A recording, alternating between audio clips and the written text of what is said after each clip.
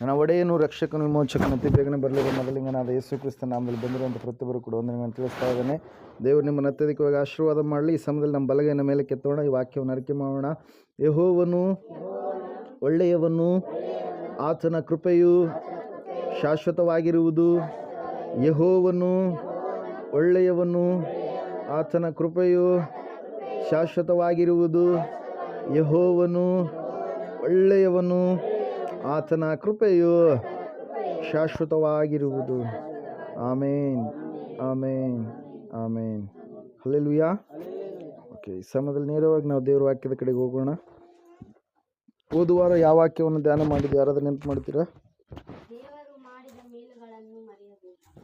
Hallelujah. ದೇವರು ನಮ್ಮ ಜೀವಿತದಲ್ಲಿ ಮಾಡಿರ್ತಕ್ಕಂಥ ಅದ್ಭುತ ಕಾರ್ಯಗಳನ್ನು, ಮೇಲುಗಳನ್ನು ನಾವು ಮರೆಯಬಾರದು. ಮೊದಲನೇದಾಗಿ ಯಾರನ್ನು ಮರೆಯಬಾರದು? ನಾವು ಸೃಷ್ಟಿಕರ್ತನಾದ ದೇವರು ನರಾವತಾರಿಯಾಗಿ ಬಂದು ನಮಗೋಸ್ಕರವಾಗಿ ಯಜ್ಞವಾಗಿರುವಂಥ ಆತನನ್ನು ನಾವು ಮರೆಯಬಾರದು. ನಿಮ್ಮ ಸಭಾನಾಯಕರನ್ನು ಮರೆಯಬಾರದು. ದೈವೋಪದೇಶವನ್ನು ಮರೆಯಬಾರದು. ನಾಲ್ಕನೇದಾಗಿ ಪರಿಪೂರ್ಣ ಭಕ್ತನನ್ನು ಮರೆಯಬಾರದು. ಅಪರಿಪೂರ್ಣ ಭಕ್ತಿಯ ಜೀವಿತವನ್ನು ಮಾಡಿದಂಥವ್ರನ್ನ ಮರೆಯಬಾರದು. ಆರನೇದಾಗಿ ನಾವು ನೋಡಿದ್ದೇವೆ, ಯಾರನ್ನ ರೀ?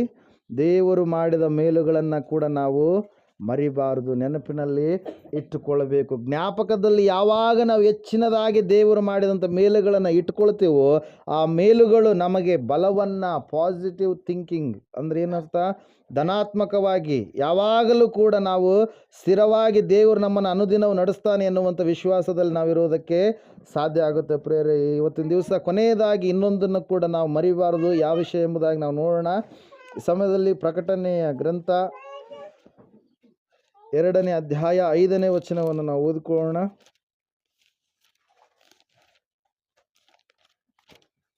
ಕೊನೆಯದಾಗಿ 7ನೇ ವಿಷಯ, ಮುಖ್ಯವಾಗಿ ನೆನಪಿನಲ್ಲಿಡಬೇಕಾದಂಥ 7ನೇ ವಿಷಯ, ಮರೆಯಲಾರದಂಥ ವಿಷಯಗಳು.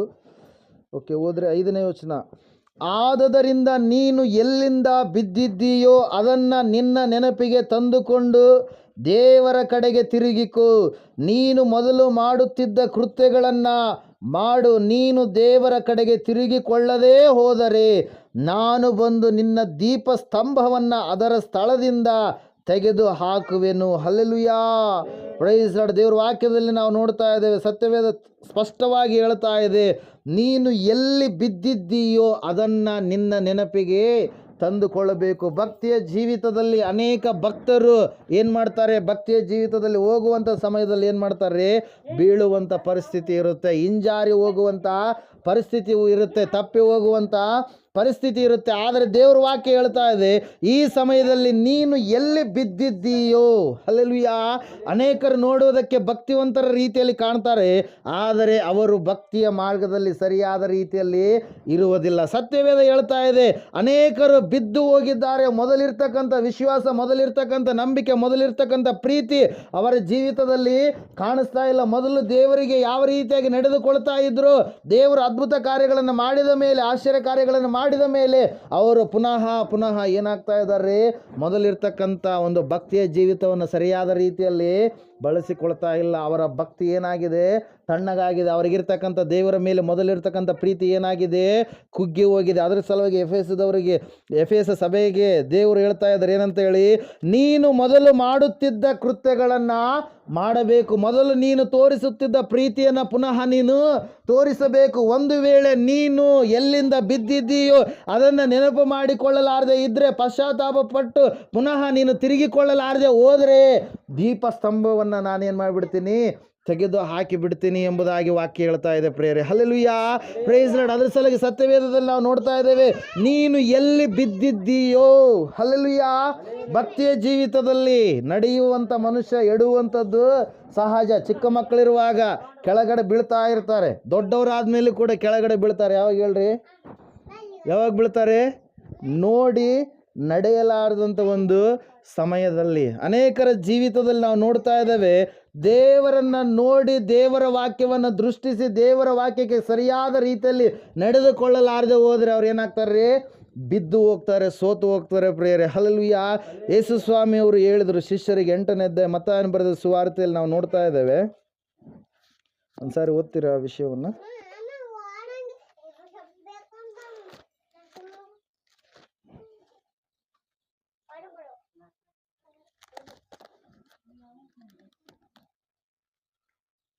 26ನೇ ವಚನ ಓದ್ರಿ.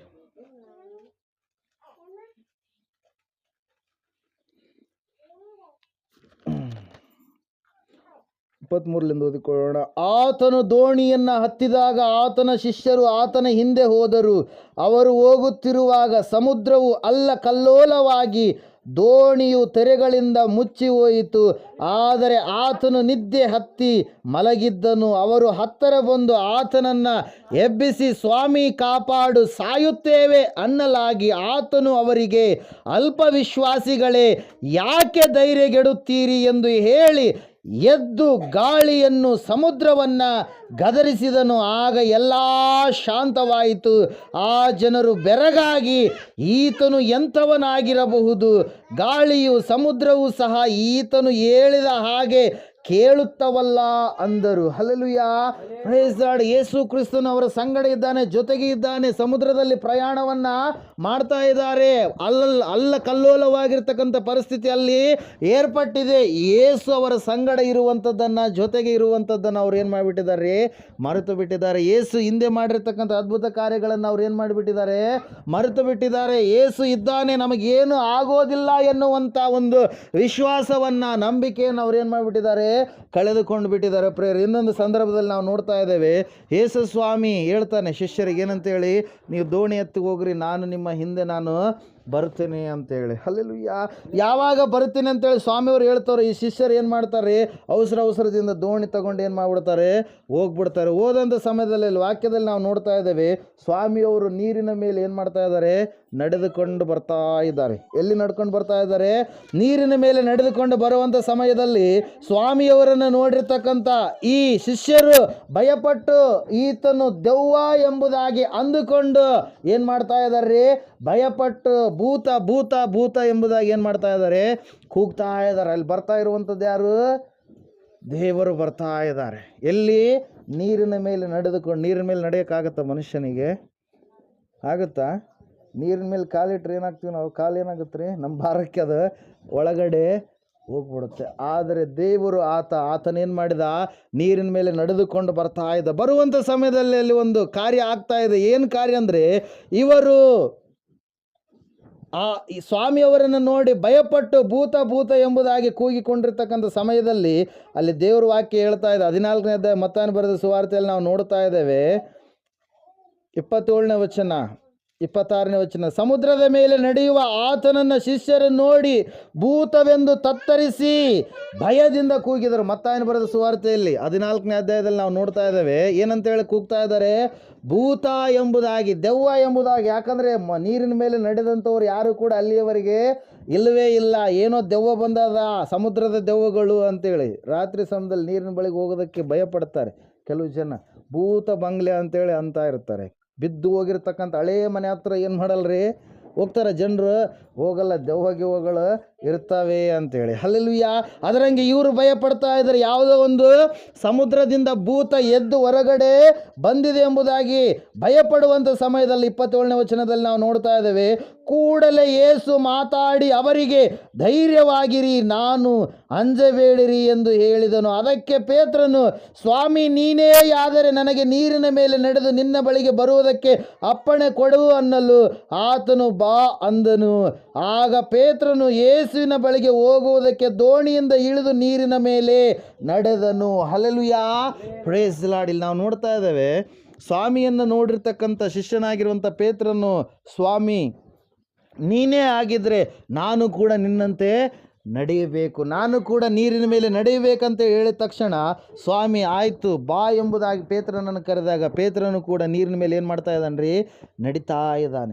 ಯಾವಾಗ ನಡೆಯೋದಕ್ಕೆ ಪ್ರಾರಂಭ ಮಾಡಿದನೋ ಪೇತ್ರ ಅಲ್ಲಿ ಒಂದು ತಪ್ಪನ್ನು ಮಾಡ್ತಾ ಇದ್ದಾನೆ. ಆ ತಪ್ಪು ಏನಂದರೆ, ಯಾವಾಗ ದೇವರನ್ನು, ಸ್ವಾಮಿಯನ್ನು ನೋಡಿ ಆತ ನಡೀತಾ ಇದ್ನೋ ಆವಾಗ ಆತ ಎಲ್ಲಿ ಕೂಡ ಕೆಳಗಡೆ ಹೋಗಲಿಲ್ಲ. ನೇರವಾಗಿ ನೀರಿನ ಮೇಲೆ ನಡ್ಕೊಂತ ಬರ್ತಾ ಇದ್ದಾನೆ. ಸ್ವಾಮಿಯನ್ನು ನೋಡುವಂಥದ್ದನ್ನು ಬಿಟ್ಟು ಪಕ್ಕದಲ್ಲಿರ್ತಕ್ಕಂಥ ಅಲೆಗಳನ್ನು, ಸಮುದ್ರವನ್ನು, ಆ ಕತ್ತಲನ್ನು ಯಾವಾಗ ನೋಡಿದ್ನೋ ಆವಾಗ ಆತನೇನು ಮಾಡೋದಕ್ಕೆ ಪ್ರಾರಂಭ ಆದ? ಕೆಳಗಡೆ ಬೀಳೋದಕ್ಕೆ ಪ್ರಾರಂಭವಾದ, ಮುಳುಗಿ ಹೋಗುವುದಕ್ಕೆ ಪ್ರಾರಂಭವಾದ. ಪ್ರೇಯರ್, ಅದರ ಸಲುವಾಗಿ ಸ್ವಾಮಿಯವರಲ್ಲಿ ಹೇಳುವಂಥದ್ದನ್ನು ನಾವು ನೋಡ್ತಾ ಇದ್ದೇವೆ. ಏನೆಂಬುದಾಗಿ ಒಂದು ಸಾರಿ ಓದ್ತೀರಾ? 14ನೇ ಅಧ್ಯಾಯ ತೆಗೆದಿದ್ದೀರಾ? ಮತ್ತಾಯನ ಬರೆದ ಸುವಾರ್ತೆ 29ನೇ ವಚನ. ಆಗ ಪೇತ್ರನು ಯೇಸುವಿನ ಬಳಿಗೆ ಹೋಗುವುದಕ್ಕೆ ದೋಣಿಯಿಂದ ಇಳಿದು ನೀರಿನ ಮೇಲೆ ನಡೆದನು. ಆದರೆ ಗಾಳಿಯನ್ನು ನೋಡಿ ಭಯಪಟ್ಟು ಮುಳುಗುತ್ತಾ. ಹಲ್ಲೆಲೂಯಾ. ಯಾವುದನ್ನು ನೋಡಿದಂತೆ? ಗಾಳಿಯನ್ನ, ಬಿರುಗಾಳಿಯನ್ನ, ಅಲೆಗಳನ್ನ, ಕತ್ತಲೆಯನ್ನ. ತನ್ನ ಕಾನ್ಸಂಟ್ರೇಷನ್ ಎಲ್ಲ ಎಲ್ಲಿಗೆ ಹೋಗಿದೆ? ಈಗ ಎಲ್ಲಿಗೆ ಹೋಗಿದೆ? ಸ್ವಾಮಿಯ ಮೇಲೆ ಇದೆನಾ, ಗಾಳಿ ಮೇಲೆ ಇದೆನಾ? ಗಾಳಿ ಮೇಲೆ ಇದೆ. ಅದಕ್ಕಿಂತ ಮುಂಚಿತವಾಗಿ ನಾವು ನೋಡಿದ್ದೀವಿ, ಸ್ವಾಮಿ ಗಾಳಿಯನ್ನು ಶಾಂತ ಮಾಡಿದರು, ಬಿರುಗಾಳಿಯನ್ನು ಶಾಂತ ಮಾಡಿದರು, ಸಮುದ್ರದ ಅಲೆಗಳನ್ನು ಶಾಂತ ಮಾಡಿದರು ಎಂಬುದಾಗಿ. ಆವಾಗ ಇವರು ಎಲ್ಲಿದ್ದಾರೆ? ದೋಣಿಯಲ್ಲಿಯೇ ಇದ್ದಾರೆ. ಆದರೆ ಈ ಸಮಯದಲ್ಲಿ ಅದನ್ನು ಏನು ಮಾಡಿಬಿಟ್ಟಿದ್ದಾನೆ ಪೇತ್ರ? ಮರೆತು ಬಿಟ್ಟಿದ್ದಾನೆ. ಯಾರು ನೋಡ್ತಾ ಇದ್ದಾನೆ? ಸ್ವಾಮಿಯನ್ನು ನೋಡೋದು ಬಿಟ್ಟು ಗಾಳಿಯನ್ನು ನೋಡ್ತಾ ಇದ್ದಾನೆ. ಅಲ್ಲಿರ್ತಕ್ಕಂಥ ಪರಿಸ್ಥಿತಿಗಳನ್ನು, ಸಮಸ್ಯೆಯನ್ನು ನೋಡ್ತಾ ಇದ್ದಾನೆ ಹೊರತಾಗಿ ಸಮಸ್ಯೆಗೆ ಪರಿಹಾರಕನಾಗಿರುವಂಥ ದೇವರನ್ನ ನೋಡ್ತಾ ಇಲ್ಲ. ಯಾವಾಗ ಸ್ವಾಮಿಯನ್ನು ನೋಡೋದನ್ನು ಬಿಟ್ಟು ಮುಳುಗೋದಕ್ಕೆ ಪ್ರಾರಂಭ ಮಾಡಿದ. ಹೇಳೋದು ಅರ್ಥ ಆಗ್ತಾ ಇಲ್ಲ. ಸ್ವಾಮಿನ ನೋಡೋದು ಬಿಟ್ಟು ಏನಾಗಕ್ಕೆ ಪ್ರಾರಂಭ ಆದ? ಮುಳುಗೋಕೆ ಪ್ರಾರಂಭ ಆದ. ಅವಾಗ ವಾಕ್ಯ ಹೇಳ್ತಾ ಇದೆ ಏನಂತೇಳಿ ಹೋದ್ರಿ ಒಂದು ಸಾರಿ. ಸ್ವಾಮಿ ನನ್ನನ್ನು ಕಾಪಾಡು ಎಂದು ಕೂಗಿಕೊಂಡನು. ಆ ಕ್ಷಣವೇ ಯೇಸು ಕೈ ಚಾಚಿ ಅವನನ್ನು ಹಿಡಿದು, ಅಲ್ಪ ವಿಶ್ವಾಸಿಯೇ, ಯಾಕೆ ಸಂದೇಹ ಪಟ್ಟೆ ಎಂದು ಹೇಳಿದನು. ಹಲ್ಲೆಲೂಯಾ. ವಿಶ್ವಾಸ ಹೆಂಗಿರ್ಬೇಕು ನಮ್ಮದು? ಪರಿಪೂರ್ಣವಾಗಿರಬೇಕು. ಸಾಸಿವೆ ಕಾಳು ಎಷ್ಟಿರುತ್ತೆ? ಚಿಕ್ಕದಾಗಿರುತ್ತೆ. ಅದು ಹೆಂಗಿರುತ್ತೆ? ಪರಿಪೂರ್ಣವಾಗಿರುತ್ತೆ, ಸಂಪೂರ್ಣವಾಗಿರುತ್ತೆ. ಹಲ್ಲೆಲೂಯಾ. ನಮ್ಮ ವಿಶ್ವಾಸವೂ ಕೂಡ ಪರಿಪೂರ್ಣವಾಗಿರುವ ವಿಶ್ವಾಸ ಆಗಿರಬೇಕು. ನಾನು ದೇವರ ಬಳಿಗೆ ಬಂದಿದ್ದೇನೆ, ದೇವರು ನನ್ನ ಸಮಸ್ಯೆಯನ್ನು ಏನು ಮಾಡ್ತಾನಾತ? ಪರಿಹಾರ ಮಾಡ್ತೇನೆ ಎನ್ನುವಂಥ ಪರಿಪೂರ್ಣವಾಗಿರ್ತಕ್ಕಂಥ ನಂಬಿಕೆ ನಿನ್ನದು ಆಗಿರಬೇಕು. ದೇವರನ್ನು ಯಾವಾಗ ನೋಡ್ತಾ ಇರ್ತೀಯೋ ಆವಾಗ ನಿನ್ನ ಸಮಸ್ಯೆಗಳು ನಿನಗೆ ಸಮಸ್ಯೆಗಳಾಗಿ ಕಾಣೋದಿಲ್ಲ. ಒಬ್ಬ ತಾಯಿ ಅಯ್ಯೋರ ಹತ್ರ ಬಂದು ಭಾಳ ಗೋಗರದು ಅಳ್ತಾ ಇದ್ದಾಳೆ. ಇಲ್ಲ ರೀ, ನಾನು ಸತ್ತೋಗ್ಬಿಡ್ತೀನಿ, ನನ್ನಿಂದ ಈ ಕಷ್ಟವನ್ನು ಸಹಿಸಿಕೊಳ್ಳೋದಕ್ಕೆ ಆಗ್ತಾ ಇಲ್ಲ. ಇಷ್ಟು ದಿವಸ ಸಹಿಸಿದೆ, ಕಷ್ಟದ ಮೇಲೆ ಕಷ್ಟ ನನಗೆ ಸಂಭವಿಸ್ತಾ ಇದೆ. ಅದೇನಂತಾರಲ್ಲ, ಬರೆ ಮೇಲೆ ಮತ್ತೆ ಬರೆ ಎಳೆದ್ರು ಅಂತೇಳಿ. ಅಷ್ಟು ಭಯಂಕರವಾಗಿರ್ತಕ್ಕಂಥ ಕಷ್ಟ ಬರ್ತಾ ಇದೆ, ನನ್ನಿಂದ ಇದನ್ನು ತಡೆದುಕೊಳ್ಳೋದಕ್ಕೆ ಆಗ್ತಾ ಇಲ್ಲ ಅಂತೇಳಿ. ಹಲ್ಲೆಲೂಯಾ. ಅವಾಗ ಅಯ್ಯವರು ಅವರಿಗೆ ಧೈರ್ಯದ ಮಾತು ಹೇಳಿ, ಅಮ್ಮ ತಾಯಿ, ಎಷ್ಟು ವರ್ಷ ಆಯ್ತು ನೀನು ದೇವರನ್ನು ನಂಬಿ? 5 ವರ್ಷ ಆಯಿತು. 5 ವರ್ಷದಲ್ಲಿ ನಿನಗೆ ಓದಕ್ಕೆ ಬರುತ್ತೆ, ಬರೆಯೋಕ್ಕೆ ಬರುತ್ತೆ. ದೇವರು ನಿನಗೆ ಯಾವ ಮೇಲುಗಳನ್ನು ಮಾಡಿದ್ದಾನೋ ಒಂದು ಚಿಕ್ಕದಾಗಿರ್ತಕ್ಕಂಥ ನೋಟ್ಬುಕ್ ತೆಗೆದುಕೊಂಡು ಅವೆಲ್ಲವುಗಳನ್ನು ನೆನಪು ಮಾಡಿಕೊಂಡು ಏನು ಮಾಡಿ ನೀನು ಆ ಪುಸ್ತಕದಲ್ಲಿ ಬರೀ ಎಂಬುದಾಗಿ ಹೇಳಿದರು. ಹಲ್ಲೆಲೂಯಾ. Praise lord. ಆಕೆ ಬರೆಯೋದಕ್ಕೆ ಪ್ರಾರಂಭ ಮಾಡಿದ್ಲು. ಯಾವಾಗ ಯಾವ ರೀತಿಯಾಗಿ ದೇವರನ್ನು ಆಕೆ ನಂಬಿದ್ಲು, ಯಾವ ರೀತಿಯಾಗಿ ಸೃಷ್ಟಿಕರ್ತನ ದೇವರನ್ನು ಕಂಡುಕೊಂಡ್ಲು, ಆವಾಗಿನಿಂದ 5 ವರ್ಷಗಳ ಕಾಲ ದೇವರು ಯಾವ ರೀತಿಯಾಗಿ ಆಕೆಯನ್ನು ನಡೆಸ್ತಾ ಬಂದರು ಎಂಬುದಾಗಿ ಆಕೆ ಬರ್ಕೊಂಡು ಕುಂತ್ಕೊಂಡಾಗ ಬುಕ್ಗಳು ಏನಾಗ್ತಾ ಇದ್ದಾವೆ? ಮೊದಲನೇ ಬುಕ್ ಮುಗೀತು, 2ನೇ ಬುಕ್ ಮುಗೀತು, 3ನೇ ಬುಕ್ ಮುಗೀತು. ಅವೆಲ್ಲವುಗಳನ್ನು ನೋಡಿದ್ಲು. ಇಷ್ಟು ಮೇಲುಗಳನ್ನು ದೇವರು ನನ್ನ ಜೀವಿತದಲ್ಲಿ ಮಾಡಿದ್ದಾನೆ, ಇಷ್ಟೆಲ್ಲ ಗಂಡಾಂತರಗಳಿಂದ, ಕೇಡುಗಳಿಂದ, ಕಷ್ಟಗಳಿಂದ ನನ್ನನ್ನು ತಪ್ಪಿಸಿದ್ದಾನೆ. ಈಗಿರ್ತಕ್ಕಂಥ ಕಷ್ಟ ಅವುಗಳಿಗೆ ಹೋಲಿಸಿದ್ರೆ ಏನಾಗಿದೆ ರೀ? ತುಂಬ ಚಿಕ್ಕದು ಅಂತೇಳಿ ಆಕೆ ಮನವರಿಕೆ ಮಾಡಿಕೊಂಡು ಏನು ಮಾಡಿದ್ಲು ರೀ? ಅಯ್ಯರ ಹತ್ರ ಮುಂದಿನ ವಾರ ಬರೋದಿಲ್ಲ, ಸಾಯ್ತೀನಿ ಎಂಬುದಾಗಿ ಹೇಳಿದಂಥ ಆಕೆ ಸಂತೋಷದಿಂದ ಕುಟುಂಬವಾಗಿ ದೇವರ ಆಲಯಕ್ಕೆ ಬಂದು ಏನು ಮಾಡಿದ್ರಿ? ಸಾಕ್ಷಿ ಕೊಟ್ಲು. ತನ್ನ ನಂಬಿಕೆಯನ್ನು ಹೆಚ್ಚಿಸಿಕೊಂಡ್ಲು. ಆ ನಂಬಿಕೆ ಆಕೆ ಜೀವಿತದಲ್ಲಿರ್ತಕ್ಕಂಥ ಬಂದೊದಗಿರ್ತಕ್ಕಂಥ ದೊಡ್ಡದಾಗಿರ್ತಕ್ಕಂಥ ಕಷ್ಟ ತೀರಿ ಹೋಗೋದಕ್ಕೆ ಸಹಾಯ ಮಾಡುತ್ತೆ ಪ್ರಿಯರೇ. ಹಲ್ಲೆಲೂಯಾ. Praise lord. ಅದರ ಸಲುವಾಗಿ ವಾಕ್ಯ ಹೇಳ್ತಾ ಇದೆ, ದೇವರು ಮಾಡಿದಂಥ ಉಪಕಾರಗಳನ್ನು ನೀನು ನೆನೆಸಿಕೊಳ್ಳುವಾಗ, ಆತನು ಮಾಡಿದಂಥ ಮೇಲುಗಳನ್ನು ನೆನೆಸಿಕೊಳ್ಳುವಾಗ ಮುಂದೆ ಬರತಕ್ಕಂಥ ಕಷ್ಟ ಅದು ಕಷ್ಟವಾಗಿ ಕಾಣೋದಿಲ್ಲ. ಅದು ಚಿಕ್ಕದು ಎಂಬುದಾಗಿ ನಿನಗೆ ಕಾಣಿಸುತ್ತೆ. ದೊಡ್ಡದಾಗಿರ್ತಕ್ಕಂಥ ಸಮುದ್ರನೇ ದಾಟಿ ಬಂದಿರ್ತೀವಿ, ಒಂದು ಸಣ್ಣದಾಗಿರ್ತಕ್ಕಂಥ ನದಿಯನ್ನು ದಾಟಕ್ಕಾಗಲ್ವಾ? ಹಲ್ಲೆಲೂಯಾ. ಸಮುದ್ರನೇ ದಾಟಿ ಬಂದಿರ್ತೀವಿ. ಎಷ್ಟೋ ಉದ್ದ ಇರ್ತಕ್ಕಂಥ, ಎಷ್ಟೋ ಕಿಲೋಮೀಟ್ರ್ ಉದ್ದ ಇರತಕ್ಕಂಥ ಸಮುದ್ರ, ಅದನ್ನೇ ದಾಟಿಸ್ಯಾನ ದೇವರು. ಎಷ್ಟೋ ದೊಡ್ಡದಾಗಿರ್ತಕ್ಕಂಥ ಗುಡ್ಡಗಳನ್ನೇ ತೆಗೆದಿಟ್ಟಿದ್ದಾನ. ಸಣ್ಣದೊಂದು ಕೊಂಪೆ ತೆಗಿಯೋಕ್ಕಾಗಲ್ಲ ದೇವರಿಂದ, ಆಗುತ್ತೆ. ಆದರೆ ನೀನೇನು ಮಾಡಬೇಕು? ಆತನನ್ನು ನೋಡಬೇಕು. ಆತನನ್ನು ದೃಷ್ಟಿ ಇಟ್ಟು ನೋಡಿದವರ ಮುಖವು ಲಜ್ಜೆಯಿಂದ ಕೆಡುವುದೇ ಇಲ್ಲ. 34ನೇ ಕೀರ್ತನೆಯಲ್ಲಿ ದೇವರ ವಾಕ್ಯದಲ್ಲಿ ನಾವು ನೋಡ್ತಾ ಇದ್ದೇವೆ. ಸತ್ಯವೇದ ಸ್ಪಷ್ಟವಾಗಿ ನಮಗೆ ತಿಳಿಸ್ತಾ ಇದೆ. 34ನೇ ಕೀರ್ತನೆ ಒಂದು ಸಾರಿ ತೆಗಿರಿ. ಹಲ್ಲೆಲೂಯಾ. ನಿದ್ದೆ ಮಾಡ್ರಿ, ಅಲ್ಲಿ ಗಟ್ಟಿ ಚಪ್ಪಳ ಹೊಡ್ರಿ. ಹಲ್ಲೆಲೂಯಾ. Praise lord. ನಿನ್ನೆ ಎಡಗಿನಾಳಲ್ಲಿ ಪ್ರಾರ್ಥನೆ ಕೂಟ ಇತ್ತು. ಸಾಯಂಕಾಲ 7 ಗಂಟೆಯಿಂದ ನಾವು ಅಲ್ಲಿಗೆ ಹೋಗಿದ್ವಿ. ಪ್ರಾರ್ಥನೆ ಕೂಟ ಎಲ್ಲ ಮುಗಿಯೋದ್ರೊಳಗಡೆ 10:30 ಸಮಯ ಆಯಿತು. ನಾವು ಮನೆಗೆ ರೀಚ್ ಆಗೋದಕ್ಕೆ 6:30 ಬಿಟ್ಟಿದ್ವಿ, 10:30 ರೀಚ್ ಆದ್ವಿ. ಅವ್ರಿಗೆ ಸಡನ್ನಾಗಿ ವಾಕ್ಯ ಹೇಳ್ತಾ ನಿದ್ದೆ ಮಾಡೋರೆಲ್ಲ ಗಟ್ಟಿಯಾಗಿ ಚಪ್ಪಾಳೆ ಹೊಡ್ರಿ ಅಂದರೆ ಎಲ್ಲರೂ ಹೊಡೆದು ಬಿಟ್ರು. ಅಲ್ಲೆಲ್ಲ ಅವ್ರ ವಾಕ್ಯ ಕೇಳ್ತಾ ಇಲ್ಲ, ಏನು ಮಾಡ್ತಾ ಇದ್ದಾರೆ, ಹೆಂಗೆ ನಿದ್ದೆ ಮಾಡ್ತಾ ಇದ್ದಾರೆ, ಕಣ್ಣು ಥರ ನಿದ್ದೆ ಮಾಡ್ತಾ ಇದ್ದಾರೆ. ಅಲ್ಲೆಲ್ಲ ಪ್ರೈಸ್ ಲಾರ್ಡ್. ನೀವು ಹಂಗಿಲ್ಲ, ದೇವರಿಗೆ ಸ್ತೋತ್ರ. ಆಮೇನ್. 34ನೇ ಕೀರ್ತನೆ ಓದ್ರಿ, 5ನೇ ವಚನ. ಆತನನ್ನೇ ದೃಷ್ಟಿಸಿದವರು ಪ್ರಕಾಶವನ್ನು ಹೊಂದಿದರು, ಅವರ ಮುಖವು ಲಜ್ಜೆಯಿಂದ ಕೆಡುವುದೇ ಇಲ್ಲ. Hallelujah, praise lord. ದೇವರನ್ನ ದೃಷ್ಟಿಸಿದಂಥವರ ಮುಖ ಪ್ರಕಾಶಗೊಳ್ಳುತ್ತೆ. ಅವರಿಗೆ ನಾಚಿಕೆ ಹುಟ್ಟಿಸುವಂಥ ಸಂಗತಿಗಳು, ಆಶಾಭಂಗವಾಗುವಂಥ ಸಂಗತಿಗಳು ಅವರ ಜೀವಿತದಲ್ಲಿ ನಡೆಯಲಾರದ ಹಾಗೆ ದೇವ್ರು ಏನು ಮಾಡ್ತಾನಂತೆ, ಕಾಪಾಡ್ತಾನೆ ಪ್ರಿಯರೇ. ಅದರ ಸಲುವಾಗಿ ದೇವರನ್ನು ನಾವು ನೋಡುವವರಾಗಬೇಕು. ಸಮಸ್ಯೆಯನ್ನು ಯಾವತ್ತು ನಾವು ನೋಡಬಾರ್ದು. ಸಮಸ್ಯೆಯನ್ನು ನೋಡಿದರೆ ಸಮಸ್ಯೆ ದೊಡ್ಡದಾಗಿ ಕಾಣಿಸುತ್ತೆ. ಅಲ್ಲೆಲ್ಲೂಯಾ. ಯಾರನ್ನು ನೋಡ್ಬೇಕು ನಾವು? ಸಮಸ್ಯೆಯನ್ನು ಪರಿಹಾರ ಮಾಡುವಂಥ ಪರಿಹಾರಕನು ಒಬ್ಬಾತನಿದ್ದಾನೆ. ಆತನನ್ನು ದೃಷ್ಟಿಸಿ ನೋಡಿದರೆ ಆ ಸಮಸ್ಯೆ ಸಂಪೂರ್ಣವಾಗಿ ಆತನ ಏನು ಮಾಡ್ತಾನೆ ರೀ, ಪರಿಹಾರ ಮಾಡ್ತಾನೆ ಪ್ರಿಯರೇ. ಇಲ್ಲಿ ನಾವು ನೋಡ್ತಾ ಇದ್ದೇವೆ, ಇವರು ಸ್ವಾಮಿಯನ್ನು ನೋಡುವಂಥದ್ದನ್ನು ಬಿಟ್ಟು ಯಾವಾಗ ಗಾಳಿಯನ್ನು ನೋಡಿದನೋ ಆತನು ಮುಳುಗುವುದಕ್ಕೆ ಪ್ರಾರಂಭವಾದ. ಹಲ್ಲೆಲೂಯಾ. ಅದರಂಗೆ ಅನೇಕರು ಏನು ಮಾಡ್ತಾರಂದರೆ, ಮೊದಲಿರುವಂಥ ಪ್ರೀತಿಯನ್ನು ಏನು ಮಾಡಿಬಿಡ್ತಾರೆ, ಕಳೆದುಕೊಂಡು ಬಿಡ್ತಾರೆ. ದೇವರ ಮೇಲೆ ಮೊದಲಿರ್ತಕ್ಕಂಥ ವಿಶ್ವಾಸವನ್ನು ಕಳೆದುಕೊಂಡು ಬಿಡ್ತಾರೆ. ಕಾರಣ ಏನಂದರೆ, ದೇವರ ಮೇಲುಗಳನ್ನು ಅನುಭವಿಸಿದಂಥ ಅವರಿಗೆ ಕಷ್ಟ ಇದ್ದಾಗ ಹುಡುಕುವಷ್ಟು ದೇವರನ್ನ ಸುಖ ಬಂದಾಗ ಮನುಷ್ಯ ಏನು ಮಾಡಲ್ಲ, ಹುಡುಕಲ್ಲ. ಹಲ್ಲೆಲೂಯಾ. ಕಷ್ಟ ಇದ್ದಾಗ ಏನೆಲ್ಲ ಕಣ್ಣೀರು, ಏನೆಲ್ಲ ದುಃಖ ಅವರಲ್ಲಿರುವಾಗ ದೇವ್ರ ಹತ್ರ ಎಷ್ಟು ಗೋಗರಿತಾರೆ, ಎಷ್ಟು ಸಾರಿ ಮೊಣಕಾಲು ಉರ್ತಾರೆ, ಎಷ್ಟು ಸಾರಿ ಪ್ರಾರ್ಥನೆ ಮಾಡ್ತಾರೆ. ಆದರೆ ಸುಖ ಬಂದ ಮೇಲೆ ಏನು ಮಾಡಿಬಿಡ್ತಾರೆ ರೀ, ದೇವರನ್ನ ಮರೆತು ಬಿಡ್ತಾರೆ. ಹಲ್ಲೆಲೂಯಾ. Praise lord. ಆಯಿತು, 1 ತಾಸು ಮಾಡೋ ಪ್ರಾರ್ಥನೆ 10 ನಿಮಿಷಕ್ಕೆ ಬರುತ್ತೆ, 5 ನಿಮಿಷಕ್ಕೆ ಬರುತ್ತೆ. ಆಮೇಲೆ 1 ನಿಮಿಷದಲ್ಲಿ ಪ್ರೇಯರ್ ಆಯ್ತು. ಮೊಣಕಾಲು ಊರೋದು ತಡ ಇಲ್ಲ, ಎದ್ದೇಳೋದು ಕೂಡ ತಡ ಇಲ್ಲ, ಹಂಗಾಗಿಬಿಡುತ್ತೆ. ಆದರೆ ಕಷ್ಟ ಇದ್ದಾಗ ದೇವ್ರ ಹತ್ರ ಬೇಡ್ತಾರೆ. ಎಷ್ಟು ಬೇಡ್ತಾರೆ ಅಂದರೆ ಆ ಕಷ್ಟ ನೀಗಿ ಹೋಗುವಷ್ಟು ಬೇಡ್ತಾರೆ. ದೇವರು ಬಿಡುಗಡೆ ಕೊಡ್ತಾರೆ, ಆದರೆ ಕೊಟ್ಟ ಮೇಲೆಯೂ ಕೂಡ ಪುನಃ ಅದೇ ಪ್ರಾರ್ಥನೆ ಇರಬೇಕು. ಅದರ ಸಲುವಾಗಿ ಇಲ್ಲಿ ವಾಕ್ಯ ಹೇಳ್ತಾ ಇದೆ, ನಿನಗೆ ಮೊದಲಿರ್ತಕ್ಕಂಥ ಪ್ರೀತಿಯನ್ನು ನೀನು ಸಂಪೂರ್ಣವಾಗಿ ಏನು ಮಾಡಿಬಿಟ್ಟಿದೀಯಾ, ಬಿಟ್ಟುಬಿಟ್ಟಿದೀಯಾ. ಆದ ಕಾರಣ ಪುನಃ ಮೊದಲು ಮಾಡುತ್ತಿದ್ದ ಕೃತ್ಯಗಳನ್ನು ನೀನು ಮಾಡು. ಹಲ್ಲೆಲೂಯಾ. Praise lord. ಇಲ್ಲಿ 2 ವ್ಯಕ್ತಿಗಳನ್ನು ನಿಮ್ಮ ಮುಂದೆ ಇಡ್ತಾ ಇದ್ದೀನಿ. ಈ ಸಮಯದಲ್ಲಿ ಒಬ್ಬ ವ್ಯಕ್ತಿ ತನ್ನನ್ನು ತಾನು ಸರಿ ಮಾಡಿಕೊಂಡು ಪುನಃ ದೇವರ ಕಡೆಗೆ ಬಂದ.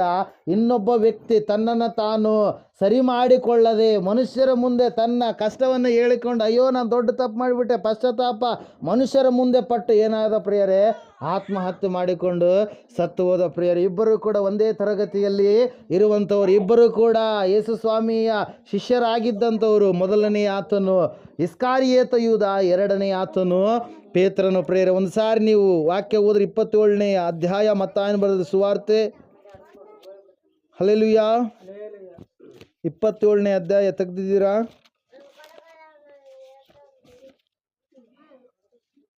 3ನೇ ವಚನ ಓದಿಕೊಳ್ಳೋಣ ಈ ಸಮಯದಲ್ಲಿ. ಆಗ ಆತನನ್ನು ಹಿಡುಕೊಟ್ಟ ಯೂದನು ಆತನಿಗೆ ಮರಣ ದಂಡನೆಯ ತೀರ್ಪಾಯಿತೆಂದು ನೋಡಿ ಪಶ್ಚಾತ್ತಾಪಪಟ್ಟು ಆ 30 ರೂಪಾಯಿಗಳನ್ನು ಮಹಾಯಾಜಕರಿಗೂ ಹಿರಿಯರಿಗೂ ತಿರುಗಿ ತಂದು ತಪ್ಪಿಲ್ಲದವನನ್ನು ಮರಣಕ್ಕೆ ಒಪ್ಪಿಸಿಕೊಟ್ಟು ಪಾಪ ಮಾಡಿದೆನು ಅಂದನು. ಅದಕ್ಕವರು, ಅದು ನಮಗೇನು, ನೀನೇ ನೋಡಿಕೋ ಅಂದರು. ಹಲ್ಲೆಲೂಯಾ. ಯಾರ ಹತ್ರ ಪಶ್ಚಾತ್ತಾಪ ಪಡ್ತಾ ಇದ್ದಾನೆ? ಯಾರ ಹತ್ರ ಬೇಡ್ತಾ ಇದ್ದಾನೆ? ಯಾರ ಹತ್ರ ಬೇಡ್ತಾ ಇದ್ದಾನೆ? ಅಲ್ಲಿರ್ತಕ್ಕಂಥ ಯಾಜಕರು, ಶಾಸ್ತ್ರಿಗಳು, ಫರಿಸಾಯರು ಅವ್ರ ಮುಂದೆ ಹೋಗಿ ಏನು ಮಾಡ್ತಾ ಇದ್ದಾನೆ, ಹೇಳ್ತಾ ಇದ್ದಾನೆ. ಅವ್ರ ಮುಂದೆ ಹೋಗಿ ಏನು ಮಾಡ್ತಾ ಇದ್ದಾನೆ? ಪಶ್ಚಾತ್ತಾಪ ಪಡ್ತಾ ಇದ್ದಾನೆ. ಅವ್ರ ಮುಂದೆ ಹೋಗಿ ಪಶ್ಚಾತ್ತಾಪ ಪಟ್ಟರೆ ಪ್ರಯೋಜನ ಇಲ್ಲ. ನೀನು ಯಾರ ಮುಂದೆ ಪಶ್ಚಾತ್ತಾಪ ಪಡಬೇಕು? ಯಾರ ಹತ್ರ ನಿನ್ನ ತಪ್ಪುಗಳನ್ನು ಒಪ್ಪಿಕೊಳ್ಬೇಕು? ಯಾರ ಹತ್ರ ತಪ್ಪುಗಳನ್ನು ಒಪ್ಪಿಕೊಂಡು ಬಿಟ್ಟು ಬಿಡಬೇಕು? ಸೃಷ್ಟಿಕರ್ತನಾದ ದೇವ್ರ ಹತ್ರ. ದೇವ್ರ ವಾಕ್ಯ ಹೇಳ್ತಾ ಇದೆ, ಈ ಇಸ್ಕಾರಿಯೋತ ಯೂದನು ಸ್ವಾಮಿಯನ್ನು 30 ರೂಪಾಯಿ ಬೆಳ್ಳಿ ನಾಣ್ಯಗಳಿಗೆ ಏನು ಮಾಡಿದ್ದಾರೆ? ಮಾರಿದ ಪ್ರಿಯರೇ. ವಿಶ್ವಾಸ ದ್ರೋಹವನ್ನು ಮಾಡಿದ ಪ್ರಿಯರೇ, ನಂಬಿಕೆಯನ್ನು ಉಳಿಸಿಕೊಳ್ಳಬೇಕಾದ ಇವನು ಉಪಕಾರಕ್ಕೆ ಅಪಕಾರವನ್ನೇ ಮಾಡಿದ. ಸ್ವಂತ ತಂದೆಯನ್ನೇ ಗುರುವನ್ನೇ ಏನು ಮಾಡಿದ? ಹಿಡಿದುಕೊಟ್ಟ. ಪ್ರಿಯರೇ, ದೇವರ ವಾಕ್ಯ ಹೇಳ್ತಾ ಇದೆ, ಮೊದಲನೇದಾಗಿ ಯೂದನು ಬಂದಂಥ ಸಮಯದಲ್ಲಿ ಎಷ್ಟು ಒಳ್ಳೆಯ ಪ್ರೀತಿಯುಳ್ಳ ವ್ಯಕ್ತಿಯಾಗಿ ಇದ್ದನೋ, ಬರ್ತಾ ಬರ್ತಾ ಅವನ ನಂಬಿಕೆ, ಅವನ ಪ್ರೀತಿ ಏನಾಗುತ್ತಾ ಬಂತು? ಕುಂದಿ ಹೋಗುತ್ತಾ ಬಂತು. ಪ್ರಿಯರೇ, ಸತ್ಯವೇದ ಹೇಳ್ತಾ ಇದೆ, ಆ ಸಂದರ್ಭದಲ್ಲಿ ಶಿಷ್ಯರೆಲ್ಲರೂ ಕೂಡ ಹಿಂಜಾರಿ ಹೋದರು. ಯಾರು ಕೂಡ ಆತನ ಸಂಗಡ ಇರಲಿಲ್ಲ. ಆ ಸಮಯದಲ್ಲಿ ಇಸ್ಕಾರಿಯೋತ ಯೂದನು ಹಿಡಿದುಕೊಟ್ಟಂಥ ಸಮಯದಲ್ಲಿ ವಾಕ್ಯದಲ್ಲಿ ನಾವು ನೋಡ್ತಾ ಇದ್ದೇವೆ, ಆತನು ಆ ಯಾಜಕರ ಬಳಿಗೆ ಬಂದು ಪಶ್ಚಾತ್ತಾಪ ಪಟ್ಟು ಏನು ಮಾಡ್ತಾ ಇದ್ದಾನೆ? ಮರಣದಂಡನೆ ಆಯ್ತಲ್ಲ ನನ್ನ ಗುರುವಿಗೆ ಅಂತೇಳಿ ಪಶ್ಚಾತ್ತಾಪ ಪಟ್ಟು ಅವರ ಹಣವನ್ನು ಅವರಿಗೆ ಪುನಃ ಕೊಡ್ತಾ ಇದ್ದಾನೆ. ಪ್ರಿಯರೇ, ಹಲ್ಲೆಲೂಯಾ. ಕೊಟ್ಟ ಮೇಲೆ ಅಲ್ಲಿ ವಾಕ್ಯದಲ್ಲಿ ನಾವು ನೋಡ್ತಾ ಇದ್ದೇವೆ, 5ನೇ ವಚನ ಓದಿರಿ. ಆಗ ಅವನು ಆ ಹಣವನ್ನು ದೇವಾಲಯದೊಳಕ್ಕೆ ಬಿಸಾಡು ಬಿಟ್ಟು ಹೊರಟು ಹೋಗಿ ಉರುಳು ಹಾಕಿಕೊಂಡು ಸತ್ತನು. ಹಲ್ಲೆಲೂಯಾ. ಏನಂತ ಹೇಳ್ತಾ ಇದೆ ವಾಕ್ಯ? ಅವನು ಮಾಡಿರುವಂಥ ಕೃತ್ಯ ಅವನಿಗೆ ಆಯಿತು ಅಂತೇಳಿ. ರಾಜಮ್ಮವ್ರ ಮನೆಯಲ್ಲಿ ಅಡಿಗೆ ಮಾಡಿರ್ತಾರೆ, ಬೇರೆ ಮನೆಯವ್ರು ಬಂದು ಊಟ ಮಾಡ್ತಾರೆ. ಅದನ್ನು ಯಾರು ಊಟ ಮಾಡ್ತಾರೆ? ಯಾರು ಊಟ ಮಾಡ್ತಾರೆ? ಅವ್ರ ಮನೆಯಲ್ಲಿರೋರೇ ಊಟ ಮಾಡ್ತಾರೆ. ಮಾಡಿದವರು ಊಟ ಮಾಡಲೇಬೇಕು. ಹಲ್ಲೆಲೂಯಾ. ಮಾಡಿದ್ದುಣ್ಣ ಮಾರಾಯ ಹಾಡು ಕೇಳಿದಿರಿ ನೀವು? ಹಲ್ಲೆಲೂಯಾ. ಯಾರು ಮಾಡಿದ್ದವರು ಅನುಭವಿಸಲೇಬೇಕು. ಸತ್ಯವೇದ ಹೇಳ್ತಾ ಇದೆ ಸ್ಪಷ್ಟವಾಗಿ, ಏನಂತೇಳಿ? ಯಾರು ಮಾಡಿದವರು ಉಣ್ತಾರ. ಆದರೆ ಇಲ್ಲಿ ನಾವು ನೋಡ್ತಾ ಇದ್ದೇವೆ, ವಾಕ್ಯ ಹೇಳ್ತಾ ಇದೆ, ಇವನು ಮಾಡಿದ್ದು ಸಡನ್ನಾಗಿ ಅವನ ಜೀವಿತದಲ್ಲಿ ಸಂಭವಿಸ್ತು. ಯಾಕಂದರೆ ಅವನು ಮಾಡಿರುವಂಥ ದ್ರೋಹ ಎಂಥದಂದರೆ ತುಂಬ ದೊಡ್ಡದು. ಹಲ್ಲೆಲೂಯಾ. ಗುರುವನ್ನೇ ಹಿಡಿದು ಕೊಟ್ಟಿರ್ತಕ್ಕಂಥ ದ್ರೋಹ. ಪ್ರೇರಲ್ಲಿ ವಾಕ್ಯದಲ್ಲಿ ನಾವು ನೋಡ್ತಾ ಇದ್ದೇವೆ, ಅವನು ಹೊರಟು ಹೋಗಿ ಉರುಳು ಹಾಕಿಕೊಂಡು ಏನಾದಂತೆ ಸತ್ತ. ಉರುಳು ಹಾಕಿಕೊಂಡ ಸಮಯದಲ್ಲಿ ಆ ಕೊಲ್ಲೆ ಮುರಿದು ಕೆಳಗಡೆ ಬಿದ್ದಂಥ ಸಮಯದಲ್ಲಿ ಹೊಟ್ಟೆ ಒಳಗಡೆ ಇರ್ತಕ್ಕಂಥ ಕರಳುಗಳೆಲ್ಲ ಹೊರಗಡೆ ಬಂದುವಂತೆ. ಅಷ್ಟು ಭಯಂಕರವಾಗಿರ್ತಕ್ಕಂಥ ಸಾವನ್ನು ಕಂಡ. ಪ್ರಿಯರೇ, ಯಾರು? ಇಸ್ಕಾರಿಯೋತ ಯೂದ. ಯಾಕಂದರೆ ತನ್ನ ಪ್ರೀತಿಯನ್ನು ತಣ್ಣಗೆ ಮಾಡಿಕೊಂಡು ಬಿಟ್ಟ. ದೇವರು ಅವನನ್ನು ಎಚ್ಚರಿಕೆ ಮಾಡಿದಾಗಲೂ ಕೂಡ, 3-4 ಸರಿ ಎಚ್ಚರಿಕೆ ಮಾಡಿದಾಗಲೂ ಕೂಡ, ಎಚ್ಚರಿಸಿದಾಗಲೂ ಕೂಡ ಅವನೇನು ಮಾಡಲಿಲ್ಲ? ತಿಳಿದುಕೊಳ್ಳಲಿಲ್ಲ, ತಗ್ಗಿಸಿಕೊಳ್ಳಲಿಲ್ಲ, ದೇವರ ಕಡೆಗೆ ಪುನಃ ಬರಲಿಲ್ಲ. ವಾಕ್ಯ ಹೇಳ್ತಾ ಇದೆ, ಸತ್ಯವೇದ ಹೇಳ್ತಾ ಇದೆ, ಏನಂತ ಹೇಳಂದರೆ, ಇಸ್ಕಾರಿಯೋತ ಯೂದ ದೇವರ ಕಡೆಗೆ ತಿರುಗಿಕೊಳ್ಳಲಿಲ್ಲ. ಆದರೆ ಇನ್ನೊಬ್ಬ ವ್ಯಕ್ತಿಯ ಕುರಿತಾಗಿ ನಾವು ನೋಡ್ತಾ ಇದ್ದೀವಿ, ಯೋಹಾನ ಬರೆದ ಸುವಾರ್ತೆಯಲ್ಲಿ ಸತ್ಯವೇದ ಹೇಳ್ತಾ ಇದೆ, 3 ಸಾರಿ ಯೇಸು ಸ್ವಾಮಿ ಯಾರಂತೇಳಿ ನನಗೆ ಗೊತ್ತೇ ಇಲ್ಲ ಅಂತೇಳಿ ಬೋಂಕಿರ್ತಕ್ಕಂಥ ಯಾರು? ಸೀಮೋನ್ ಪೇತ್ರ. ಏನಂತೇಳಿ ಅಂತಾನೆ? ಯೇಸು ಸ್ವಾಮಿ ಯಾರಂತೇಳಿ ನನಗೆ ಗೊತ್ತೇ ಇಲ್ಲ. 3.5 ವರ್ಷ ಫುಲ್ಲು ಯೇಸು ಸ್ವಾಮಿ ಸಂಗಡ ತಿರುಗಾಡಿದಾನ. ಎಲ್ಲ ರೀತಿಯಿಂದಲೂ ಏನು ಮಾಡಿದಾನ್ರಿ? ಓಡಾಡಿದಾನೆ. ನಾಯಕತ್ವವನ್ನು ವಹಿಸಿಕೊಂಡಿದ್ದಾನೆ. ಯಾವಾಗಲೂ ಮುಂಚೂಣಿಯಾಗಿ ಮಾತಾಡಿದಾನ. ಯಾವಾಗಲೂ ಕೂಡ ಆ ಒಂದು ಶಿಷ್ಯರಲ್ಲಿ ಹಿರಿಯನಾಗಿರ್ತಕ್ಕಂಥ ವ್ಯಕ್ತಿಯಾಗಿರುವಂಥ ಈ ಪೇತ್ರ ಏನು ಮಾಡ್ತಾ ಇದ್ದಾನಂದರೆ, ಆ ಒಂದು ಕಷ್ಟದ ಸಮಯದಲ್ಲಿ ಯೇಸು ಯಾರೆಂಬುದಾಗಿ ನನಗೆ ಗೊತ್ತೇ ಇಲ್ಲ ಅಂತೇಳಿ ಎಷ್ಟು ಸಾರಿ ಸುಳ್ಳು ಹೇಳ್ತಾನೆ? 3 ಸಾರಿ ಸುಳ್ಳು ಹೇಳ್ತಾನೆ. ಬೇಕಾದರೆ ಆಕಾಶಕ್ಕೆ ಆಣೆ ಬಡಿ ಅಂದ್ರೆ ಬಡಿತೀನಿ, ಮತ್ತು ಭೂಮಿಗೆ ಆಣೆ ಬಡಿ ಅಂದರೆ ಬಡಿತೀನಿ. ಕೆಲವೊಬ್ರು ಇವತ್ತಿನ ದಿವಸ ಬೈಬಲ್ ಬಡಿತೀನಿ ಅಂತೇಳಿ ಅಂತಿರ್ತಾರೆ. ಬಡಿಯೋದಕ್ಕೆ ಹಿಡಿಯೋದು ಯಾವುದು ಇಲ್ಲ. ನಿನ್ನ ಮಾತು ಸತ್ಯವಾಗಿದ್ದರೆ ಸತ್ಯ ಅಂತ ಹೇಳು, ಸುಳ್ಳಾಗಿದ್ದರೆ ಸುಳ್ಳು ಅಂತೇಳಿ ಹೇಳ್ರಿ. ಆಕಾಶದ ಮೇಲೆ ಆಣೆ ಇಡ್ತೀನಿ, ದೇವ್ರ ಮೇಲೆ ಆಣೆ ಇಡ್ತೀನಿ. ಆಣೆ ಗೀಣೆ ಯಾವುದು ಕೂಡ ದೇವ್ರ ಮಕ್ಕಳಾದಂಥ ನಾವು ಇಡಬಾರ್ದು. ಹಲ್ಲೆಲೂಯಾ. Praise lord. ಅಮ್ಮನ ಮೇಲೆ, ಅಪ್ಪನ ಮೇಲೆ, ಅಕ್ಕನ ಮೇಲೆ, ತಂಗಿ ಮೇಲೆ, ನನ್ನ ಗಂಡನ ಮೇಲೆ, ನನ್ನ ಹೆಂಡತಿ ಮೇಲೆ, ಪ್ರತಿಯೊಬ್ಬರು ಬರೀ ಆಣೆ ಮೇಲೆ ಆಣೆ, ಆಣೆ ಮೇಲೆ ಆಣೆ. ಹಲ್ಲೆಲೂಯಾ. ಸ್ವಾಮಿಯವರು ಏನು ಹೇಳಿದಾರ್ರಿ? ನಿನ್ನ ಮಾತು ಹೌದೆಂದರೆ ಹೌದು ಎಂಬುದಾಗಿ ಹೇಳು, ಇಲ್ಲ ಅಂದರೆ ಇಲ್ಲ ಎಂಬುದಾಗಿ ಹೇಳು. ಅದರಿಂದ ಇನ್ನೊಂದು ಬಂದರೆ ಅದು ಯಾವುದ್ರದಂತೆ? ಎಲ್ಲಿದಂತೆ? ಅದು ಸೈತಾನದ್ದು. 5ನೇ ಅಧ್ಯಾಯ 33ನೇ ವಚನ, ಮತ್ತಾಯನ ಬರೆದ ಸುವಾರ್ತೆ. ಹಲ್ಲೆಲೂಯಾ. ಮತ್ತು ನೀನು ಸುಳ್ಳು ಆಣೆ ಇಡಬಾರದು, ನೀನು ಇಟ್ಟುಕೊಂಡ ಆಣೆಗಳನ್ನು ಕರ್ತನಿಗೆ ಸಲ್ಲಿಸಬೇಕೆಂದು ಹಿರಿಯರಿಗೆ ಹೇಳಿಯದೆ ಎಂದು ಕೇಳಿದ್ದೀರಷ್ಟೇ. ಆದರೆ ನಾನು ನಿಮಗೆ ಹೇಳುವುದೇನೆಂದರೆ, ಆಣೆಯನ್ನೇ ಇಡಬೇಡ. ಆಕಾಶದ ಮೇಲೆ ಆಣೆ ಇಡಬೇಡ, ಅದು ದೇವರ ಸಿಂಹಾಸನ. ಭೂಮಿಯ ಮೇಲೆ ಆಣೆ ಇಡಬೇಡ, ಅದು ಆತನ ಪಾದಪೀಠವು. ಯೆರೂಸಲೇಮಿನ ಮೇಲೆ ಆಣೆ ಇಡಬೇಡ, ಅದು ಆ ದೊಡ್ಡ ಅರಸನ ಪಟ್ಟಣವಾಗಿದೆ. ಪಟ್ಟಣವಾಗಿದೆ. ನಿನ್ನ ತಲೆಯ ಮೇಲೆ ಕೂಡ ಆಣೆ ಇಡಬೇಡ. ನೀನು ಒಂದು ಕೂದಲನ್ನಾದರೂ ಬೆಳ್ಳಗೆ ಅಥವಾ ಕರ್ರಗೆ ಮಾಡಲಾರಿ.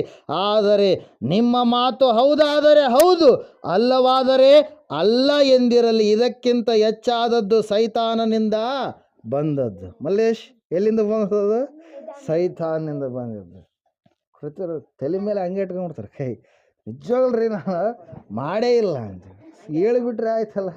Hallelujah, praise lord. ಆಕಾಶದ ಮೇಲೆ, ಭೂಮಿಯ ಮೇಲೆ, ದೇವರ ಮೇಲೆ, ದೇವರ ಪಟ್ಟಣದ ಮೇಲೆ, ನಿನ್ನ ತಲೆಯ ಮೇಲೆಯೂ ನಿನ್ನ ತಂದೆ ತಾಯಿ ಯಾರ ಮೇಲೆ ನೀನು ಆಣೆಯನ್ನೇ ಇಡಬೇಡ ಅಂತೇಳಿ ವಾಕ್ಯ ಸ್ಪಷ್ಟವಾಗಿ ಹೇಳ್ತಾ ಇದೆ. ಪ್ರೇಯರಲ್ಲಿ ನಾವು ನೋಡ್ತಾ ಇದ್ದೇವೆ, ಈ ಪೇತ್ರನು ಕೂಡ ಏನು ಮಾಡ್ತಾ ಇದ್ದ, ನಿಜವಾಗ್ಲೂ ಸ್ವಾಮಿ ಯಾರಂತೇಳಿ ನನಗೆ ಗೊತ್ತಿಲ್ಲ ಅಂತೇಳಿ ಆಣೆಗಳನ್ನು ಇಟ್ಟ. ಪ್ರೇಯರ ಮತ್ತೆ ಪುನಃ ಪೇತ್ರನನ್ನು ನಾವು ನೋಡ್ತಾ ಇದ್ದೀವಿ. 21ನೇ ಅಧ್ಯಾಯ ಯೋಹಾನ ಬರೆದ ಸುವಾರ್ತೆಯಲ್ಲಿ ಸತ್ಯವೇದ ಹೇಳ್ತಾ ಇದೆ.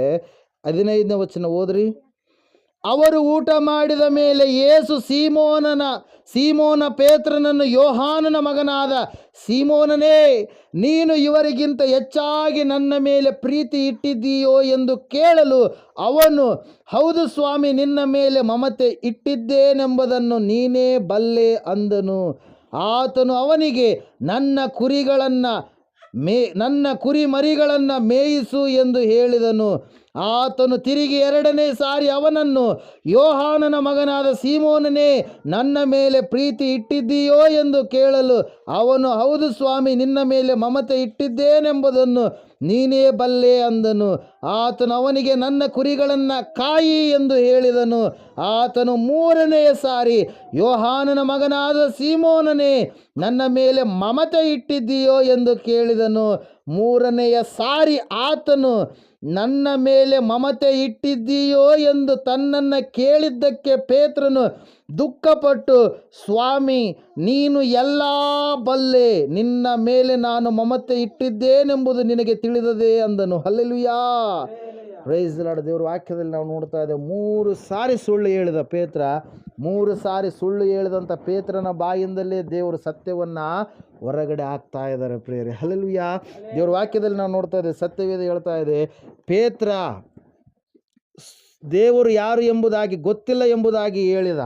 ಯೇಸು ಯಾರೆಂಬುದಾಗಿ ಗೊತ್ತಿಲ್ಲ ಎಂಬುದಾಗಿ 3 ಸಾರಿ ಹೇಳಿದ. ಮತ್ತೆ ಪುನಃ ಪಶ್ಚಾತ್ತಾಪ ಪಟ್ಟು ಪುನಃ ದೇವರ ಕಡೆಗೆ ಏನು ಮಾಡಿದ, ತಿರುಗಿಕೊಂಡ ಪ್ರಿಯರೇ. ಅದರ ಸಲುವಾಗಿ ದೇವರ ಕುರಿಮರಿಗಳನ್ನು ಮೇಯಿಸುವಂಥ, ಕಾಯುವಂಥ ಅಧಿಕಾರವನ್ನು ದೇವರು ಯಾರಿಗೆ ಕೊಟ್ಟರು? ಪೇತ್ರನಿಗೆ ಕೊಟ್ಟರು ಪ್ರಿಯರೇ. ಒಬ್ಬನು ಪಶ್ಚಾತ್ತಾಪ ಪಡಲಿಲ್ಲ. ಆತನು ಏನಾದ, ತನ್ನ ದೀಪಸ್ತಂಭವನ್ನು ತೆಗೆದು ಹಾಕ್ಕೊಂಡ್ಬಿಟ್ಟ. ದೇವರು ಆ ದೀಪಸ್ತಂಭವನ್ನು ತೆಗೆದು ಹಾಕಿಬಿಟ್ರು. ಆದರೆ ಈತ ಪಶ್ಚಾತ್ತಾಪ ಪಟ್ಟ.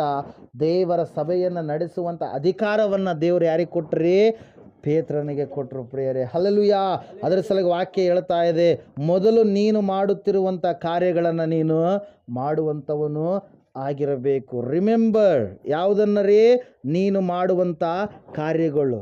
ಫಸ್ಟ್ನೇದಾಗಿ ಆ ವಾಕ್ಯದಲ್ಲಿ ನಾವು ನೋಡ್ತಾ ಇದ್ದ 3 ಅಂಶಗಳನ್ನು ಹೇಳ್ತಾ ಇದ್ದಾರೆ. ಏನಂತೇಳಿ? ನೀನು ಜ್ಞಾಪಕ ಮಾಡಿಕೊಳ್ಳಬೇಕು, ಮತ್ತೆ ನೀನು ಪಶ್ಚಾತ್ತಾಪ ಪಡಬೇಕು, ಮತ್ತೆ ನೀನು ಹಿಂದೆ ಮಾಡುವಂಥ ಕಾರ್ಯಗಳನ್ನು ಪುನಃ ಮಾಡುವವನಾಗಿರಬೇಕು. Hallelujah. Remember, repent and reform ಅಂತೇಳಿ ಈ 3 ಅಂಶಗಳು ಏನ್ರಿ? ಜ್ಞಾಪಕ ಮಾಡಿಕೊಳ್ಬೇಕು, ಹಿಂದೆ ಮಾಡಿದಂಥ ಕಾರ್ಯಗಳನ್ನು, ದೇವ್ರನ್ನ ಯಾವ ರೀತಿಯಾಗಿ ಪ್ರೀತಿ ಮಾಡ್ತಾ ಇದೆಯೋ, ಮೊದಲ ಪ್ರೀತಿ ದೇವರ ಮೇಲೆ ಇತ್ತು, ಅದನ್ನು 2ನೇದಾಗಿ ಏನು ಮಾಡಬೇಕು? ಪಶ್ಚಾತ್ತಾಪ ಪಡಬೇಕು. ಹಲ್ಲೆಲೂಯಾ. ಪಶ್ಚಾತ್ತಾಪ ಪಡೋದಂದ್ರೇನು? ಭಾನುವಾರ ದಿವಸ ಆಗಲಿ ಶನಿವಾರ ದಿವಸ ಆಗಲಿ ಬಂದು, ಆಯ್ತು ಸ್ವಾಮಿ ಇನ್ನು ಮುಂದೆ ನಾವು ಮಾಡಲ್ಲ ಅಂತೇಳಿ ಮತ್ತೆ ಸೋಮವಾರ ದಿವಸ ಹೋಗಿ ಹಂಗೆ ಮತ್ತೆ ಪುನಃ ಮಾಡ್ಕೊಂಡು ಕೂತ್ರೆ ಪಶ್ಚಾತ್ತಾಪ ಅನ್ನಲ್ಲ. ಏನಂತಾರೆ? ಅದ ನಾಟಕ ಅಂತಾರೆ, ಅದಕ್ಕೆ ಡ್ರಾಮಾ ಅಂತಾರೆ. Hallelujah, praise lord. ಏನಂತಾರೆ ಅದಕ್ಕೆ? ಡ್ರಾಮಾ ಅಂತಾರೆ, ನಾಟಕ ಅಂತಾರೆ. ಪಶ್ಚಾತ್ತಾಪ ಅಂದ್ರೆ ಏನ್ರಿ? ಒಪ್ಪಿಕೊಂಡಿರುವಂಥದ್ದನ್ನು ಬಿಡುವಂಥದ್ದು. ಹಲ್ಲೆಲೂಯಾ.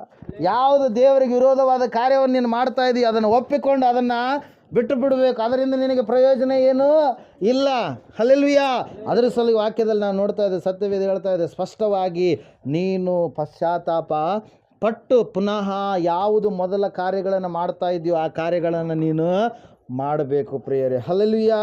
ಅದರ ಸಲುವಾಗಿ ಮೊದಲನೇದಾಗಿ ದೇವರನ್ನು ಮರೆಯಬಾರ್ದು, ದೈವ ಸೇವಕರನ್ನು ಮರೆಯಬಾರ್ದು, ದೈವೋಪದೇಶವನ್ನು ಮರೆಯಬಾರ್ದು, ಪರಿಪೂರ್ಣ ಭಕ್ತನನ್ನು ಮರೆಯಬಾರದು. ಅಪರಿಪೂರ್ಣ ಭಕ್ತಿಯ ಜೀವಿತವನ್ನು ಮಾಡಿ ಬಿದ್ದು ಹೋಗಿರ್ತಕ್ಕಂಥ ಭಕ್ತರನ್ನು ಕೂಡ ಮರಿಬಾರದು. ದೇವರು ಮಾಡಿದಂಥ ಮೇಲುಗಳನ್ನು ಮರಿಬಾರದು. ಕೊನೆಯದಾಗಿ ಈ ಸಮಯದಲ್ಲಿ ನಿನ್ನ ಆತ್ಮಿಕ ಸ್ಥಿತಿ ಯಾವ ರೀತಿಯಾಗಿದೆಯೋ ಅದನ್ನು ಕೂಡ ನೀನು ಜ್ಞಾಪಕ ಮಾಡಿಕೊಳ್ಳಬೇಕು. ನೀನು ಎಲ್ಲಿ ಬಿದ್ದಿದ್ದೀಯೋ ಅದನ್ನು ನಿನ್ನ ನೆನಪಿಗೆ ತಂದುಕೊಂಡು ಪುನಃ ನನ್ನ ಕಡೆಗೆ ನೀನು ತಿರುಗಿಕೊಳ್ಳಬೇಕು. ವಾಕ್ಯ ಕೇಳಿ ಕೂಡ ಇನ್ನೂ ರಕ್ಷಣೆ ಮಾರ್ಗದಲ್ಲಿ ನೀನು ಬಂದಿಲ್ವೇನೋ? ವಾಕ್ಯ ಕೇಳಿದ ಮೇಲೆ ಬಹಿರಂಗವಾಗಿ ದೀಕ್ಷಾ ಸ್ನಾನ ಮಾಡಿಸಿಕೊಳ್ಳಬೇಕು. ಅನೇಕ ಭಕ್ತರು ಮಾಡಿಸಿಕೊಂಡಿದ್ದಾರೆ. ಮುಳುಗಿ ನೀರಿನಲ್ಲಿ ಚಿಮಿಕ್ಸುವಂಥದ್ದಕ್ಕೆ ದೀಕ್ಷಾ ಸ್ನಾನ ಅನ್ನಲ್ಲ.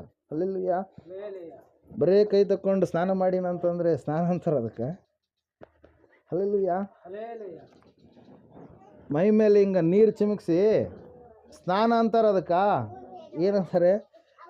ನೀರು ಚಿಮಿಕ್ಸಿದರೆ ಏನಾಗಿದೆ? ಮೈ ತೊಯ್ದಿದೆ ಅಂತಾರೆ ಹೊರತಾಗಿ ಸ್ನಾನ ಅಂತೇಳಿ ಅದಕ್ಕೆ ಕರೆಯೋದಿಲ್ಲ. ಬೈಬಲ್ ಅದರ ಕುರಿತಾಗಿ ಯಾವತ್ತೂ ಕೂಡ ಹೇಳಿಲ್ಲ. ಅದು ಮನುಷ್ಯರು ಮಾಡಿರ್ತಕ್ಕಂಥ ಬೋಧನೆ ಪ್ರಿಯರು. ಅದರ ಸಲುವಾಗಿ ಯೇಸು ಕ್ರಿಸ್ತನು ನೀರಿನಲ್ಲಿ ಮುಳುಗಿದ್ದಾನೆ. ಆತನನ್ನು ಅನುಸರಿಸಿ ನಡೆಯುವವರಾದ ನಾವು ಕೂಡ ನೀರಿನಲ್ಲಿ ಮುಳುಗಬೇಕು. ಮುಳುಗಿದಾಗ ಹಳೆಯ ವ್ಯಕ್ತಿಗಳು ಹರಕೊಂಡು ಹೋಗ್ತಾರೆ. ಹೊಸದಾಗಿ ಯೇಸು ಕ್ರಿಸ್ತನಲ್ಲಿ ನಾವೇನು ಮಾಡ್ತೀವಿ? ಎದ್ದು ಬರ್ತೀವಿ. ಅದು ಯೇಸು ಕ್ರಿಸ್ತನ ಮರಣ ಪುನರುತ್ಥಾನದ ಒಂದು ವಿಷಯವಾಗಿ ತಿಳಿಸುವಂಥ ಒಂದು ಕಾರ್ಯಪ್ರಿಯರು. ಯಾವುದು? ದೀಕ್ಷಾಸ್ನಾನ. ಬಹಿರಂಗವಾಗಿ ದೀಕ್ಷಾಸ್ನಾನ ಎನ್ನುವಂಥದ್ದನ್ನು ನಾವು ಮಾಡಿಸಿಕೊಳ್ಳಬೇಕು. ಯಾರಿಗೂ ಒತ್ತಾಯ ಇಲ್ಲ, ಒತ್ತಡ ಇಲ್ಲ. ಯಾರು ಸತ್ಯವನ್ನು ತಿಳಿದುಕೊಂಡಿದ್ದಾರೋ ಅವ್ರು ಏನಾಗಬೇಕು? ಅದನ್ನು ಸ್ವೀಕಾರ ಮಾಡಬೇಕು. ಅದರ ಸಲುವಾಗಿ ವಾಕ್ಯ ಹೇಳ್ತಾ ಇದೆ, ಪುನಃ ನೀನು ನನ್ನ ಕಡೆಗೆ ತಿರುಗಿಕೊಂಡ್ರೆ ನಾನು ನಿನ್ನನ್ನು ಏನು ಮಾಡ್ತೀನಿ? ಉದ್ಧಾರ ಮಾಡ್ತೀನಿ. ನೀನು ನನ್ನ ಕಡೆಗೆ ತಿರುಗಿಕೊಂಡ್ರೆ ನಿನಗೆ ಅಧಿಕಾರವನ್ನು ನಾನು ಅನುಗ್ರಹ ಮಾಡ್ತೀನಿ, ಸಮಾಧಾನವನ್ನು ಅನುಗ್ರಹ ಮಾಡ್ತೀನಿ, ಸುರಕ್ಷಿತತೆಯನ್ನು ಅನುಗ್ರಹ ಮಾಡ್ತೀನಿ. ದೇವರ ಕಡೆಗೆ ತಿರುಗಿಕೊಳ್ಳುವಂಥವರ ಜೀವಿತ, ದೇವರನ್ನು ನೋಡುವಂಥವರ ಜೀವಿತ ಯಾವತ್ತೂ ಕೂಡ ಹೆಂಗಿರುತ್ತೆ? ಪ್ರಯೋಜನ ಉಳ್ಳದ್ದಾಗಿ ಇರುತ್ತೆ ಹೊರತಾಗಿ ಅಪ್ರಯೋಜನವಾಗಿರುವಂಥ ಸ್ಥಿತಿ ಇರೋದಿಲ್ಲ ಪ್ರಿಯರೇ. ಹಲ್ಲೆಲೂಯಾ. ಅದರ ಸಲುವಾಗಿ ಈ ಸಮಯದಲ್ಲಿ ನಾವೆಲ್ಲರೂ ಎದ್ದು ನಿಂತುಕೊಳ್ಳೋಣ. ಮರೆಯಲಾರದೆ ಈ ಸಂಗತಿಗಳನ್ನು ನೆನಪಿನಲ್ಲಿ ಇಟ್ಟುಕೊಂಡು ಈ ಸಂಗತಿಗಳನ್ನ ಸರಿಯಾದ ರೀತಿಯಲ್ಲಿ ನಾವು ಕೈಕೊಂಡು ನಮ್ಮ ಜೀವಿತದಲ್ಲಿ ಪ್ರಾಕ್ಟೀಸ್ ಮಾಡುತ್ತಾ, ಅಭ್ಯಾಸ ಮಾಡುತ್ತಾ ಈ ಒಂದು ವಿಷಯಗಳನ್ನು ಮರೆಯಲಾರದೆ ನಮ್ಮ ಜೀವಿತದಲ್ಲಿ ಅಳವಡಿಸಿಕೊಳ್ಳೋಣ ಪ್ರಿಯರೇ. ದೇವರ ವಾಕ್ಯ ಹೇಳ್ತಾ ಇದೆ, ಕೇಳುವುದು ಮಾತ್ರವಲ್ಲ ಅದರ ಪ್ರಕಾರವಾಗಿ ನೀವು ನಡೆಯುವವರಾಗಿರ್ರಿ. ಲೂಕನ ಬರೆದ ಸುವಾರ್ತೆ 11ನೇ ಅಧ್ಯಾಯ 28ನೇ ವಚನದಲ್ಲಿ ಸ್ವಾಮಿಯವರು ಹೇಳ್ತಾರೆ, ಹಾಗನ್ನ ಬೇಡ, ದೇವರ ವಾಕ್ಯವನ್ನು ಕೇಳಿ ಅದಕ್ಕೆ ಸರಿಯಾಗಿ ನಡ್ಕೊಳ್ಳುವವರೇ ಧನ್ಯರು ಎಂಬುದಾಗಿ. ಪ್ರಿಯರೇ, ದೇವರ ವಾಕ್ಯವನ್ನು ಕೇಳಿದ್ದೀರಿ ನಿಜ, ಕ್ರಿಯೆಯಲ್ಲಿ ನಿಮ್ಮ ವಿಶ್ವಾಸ ಇದೇನಾ ಇಲ್ವಾ? ಒಂದು ಸಾರಿ ಈ ಸಮಯದಲ್ಲಿ ನಿಮ್ಮನ್ನು ನೀವು ಪರೀಕ್ಷೆ ಮಾಡಿಕೊಳ್ಳ್ರಿ. ಪ್ರಾರ್ಥನೆ ಮಾಡಿಕೊಳ್ಳೋಣ. ಮಹೋನ್ನತನು ಮಹಾಪರಿಶುದ್ಧನ ದೇವರು, ನಿಮಗೆ ಸ್ತೋತ್ರಗಳಯ್ಯ. ಅದ್ಭುತ ಆಶ್ಚರ್ಯ ಕಾರ್ಯಗಳನ್ನು ಮಾಡುವ ಮಹಾದೇವರು ನಿಮಗೆ ಸ್ತೋತ್ರಗಳು. ಇವರು ವಾಕ್ಯವನ್ನು ಕೇಳಿದ್ದಾರೆ, ವಾಕ್ಯದ ಪ್ರಕಾರವಾಗಿ ನಡೆಯುವಂಥ ಮನಸ್ಥಿತಿ ಇವರಿಗೆ ಅನುಗ್ರಹ ಮಾಡು ಸ್ವಾಮಿ. ಮರೆಯಲಾರದೆ ನೀನು ಮಾಡಿದಂಥ ಉಪಕಾರಗಳನ್ನು ನೆನೆಸಿದವರಾಗಿ ಕರ್ತನೆ ಸ್ವಾಮಿ ಎಲ್ಲ ರೀತಿಯಿಂದಲೂ ಸೌಖ್ಯತೆಯನ್ನು ಕೊಟ್ಟು ಇವರನ್ನು ಆಶೀರ್ವದಿಸಬೇಕೆಂದು ಪ್ರಾರ್ಥಿಸ್ತಾ ಇದ್ದೇವೆ. ಪರಿಶುದ್ಧನಾದ ದೇವರ ರಕ್ಷಣೆ ಮಾರ್ಗದಲ್ಲಿ ಇವರು ಬಂದಿದ್ದಾರೆ. ಇವರ ಕುಟುಂಬಗಳನ್ನು ಆಶೀರ್ವಾದ ಮಾಡಯ್ಯ. ಕುಟುಂಬದಲ್ಲಿ ಯಾವ ಕಾರ್ಯಗಳು ನಿಂತು ಹೋಗಿದ್ದವೋ ಆ ಕಾರ್ಯಗಳು ಆಗುವಂತೆ ಸಹಾಯ ಮಾಡಿ ನಡೆಸು. ಯಾವ ಕಾರ್ಯಗಳನ್ನು ಸ್ವಾಮಿ ಇನ್ನೂ ಆಗಿಲ್ಲ ಎಂಬುದಾಗಿ ಅಂದುಕೊಳ್ತಾ ಇದ್ದಾರೆ ಆ ಕಾರ್ಯಗಳು ಬೇಗನೆ ಜರುಗುವಂತೆ ನೀನು ಸಹಾಯ ಮಾಡಿ ನಡೆಸಯ್ಯ. ಈ ಮಕ್ಕಳು ಸ್ವಾಮಿ ನಿನ್ನ ಬಳಿಗೆ ಬಂದಿದ್ದಾರೆ. ನಿನ್ನ ವಾಕ್ಯ ಹೇಳ್ತಾ ಇದೆ, ನನ್ನ ಬಳಿಗೆ ಬರುವವರನ್ನು ನಾನು ತಳ್ಳಿ ಬಿಡುವುದಿಲ್ಲ, ಅವರನ್ನು ಅನಾಥರನ್ನಾಗಿ ಮಾಡುವುದಿಲ್ಲ ಎಂಬುದಾಗಿ. ಕರ್ತನೆ ಸ್ವಾಮಿ, ಆ ವಾಗ್ದಾನವನ್ನು ಈ ಸಮಯದಲ್ಲಿ ನೆನಪು ಮಾಡಿಕೊಳ್ತಾ ಇದ್ದೇವೆ. ನಿನ್ನ ಬಳಿಗೆ ಬಂದಿದ್ದಾರೆ, ಇವರನ್ನು ಸ್ವಾಮಿ ಹಿಡಿದುಕೊಂಡು ಇವರ ಜೀವಿತದಲ್ಲಿ ಆಗಬೇಕಾದ ಕಾರ್ಯಗಳನ್ನು ಇವರು ಹೊಂದಿಕೊಳ್ಳುವ ಒಂದು ವಿಶ್ವಾಸ ನಂಬಿಕೆಯನ್ನು ಇವರು ಕರ್ತನೆ ಹೊಂದಿಕೊಳ್ಳುವ ಹಾಗೆ ನೀನು ಸಹಾಯ ಮಾಡಿ ನಡೆಸುತ್ತಾ ಬರಬೇಕೆಂಬುದಾಗಿ, ಎಲ್ಲ ಸೌಖ್ಯತೆಯನ್ನು ಅನುಗ್ರಹ ಮಾಡಬೇಕೆಂಬುದಾಗಿ ಯೇಸುವಿನ ನಾಮದಲ್ಲಿ ಪ್ರಾರ್ಥಿಸಿ ಬೇಡಿರುವಂಥದ್ದೆಲ್ಲ ಯೇಸುವಿನ ನಾಮದಲ್ಲಿ ಹೊಂದಿದ್ದೇವೆ ಪರಮ ತಂದೆಯೇ, ಆಮೇನ್. ಈ ಸಮಯದಲ್ಲಿ ಮೊಣಕಾಲೂರು ಕೂತ್ಕೊಳ್ಳೋಣ, 7 ಮಿನಿಟ್ ಧ್ಯಾನ ಮಾಡೋಣ.